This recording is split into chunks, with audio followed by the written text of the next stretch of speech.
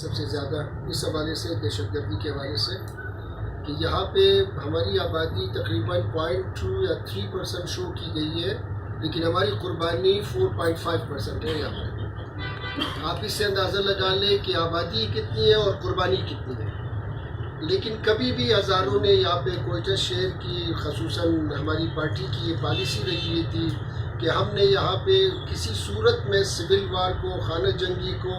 یا یہاں پہ افراتفری کو یا کنفرنٹیشن کو کسی صورت میں نہیں لانا۔ تو اس کے لیے ہماری پالیسی واضح تھی کہ ہم نے کسی ایک غریب بلوچ، کسی ایک غریب پشتون، کسی ایک غریب پنجابی کو آج تک ہزاروں کی طرف سے ہم رکاوٹ بنے ہوئے تھے کہ خدا رہا ایک بڑی سازش ہمارے خلاف ہو رہی ہے، اس کے خلاف ہم نے جدوجہد کرنا ہے، ہم نے کام کرنا ہے۔ اب جب کہ مرکز میں تحریک انصاف کی جو حکومت آئی ہے، یقینی طور پر بلوچستان کے عوام خصوصاً ہزارے انہوں نے سکھ کا سانس لیا ہے۔ جس طرح سے پالیسیاں مرتب ہو رہی ہے، جس طرح سے نیا پاکستان کے حوالے سے کوششیں ہو رہی ہے،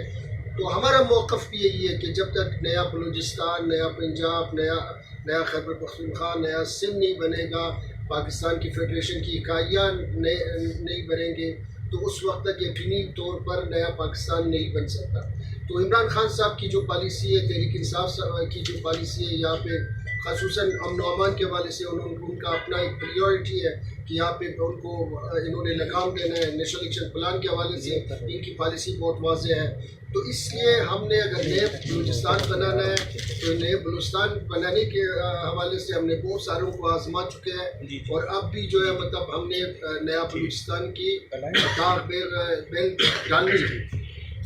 اس لیے انشاءاللہ تعالیٰ سردار صاحب کو میں نے ایک مثبت جواب دیا۔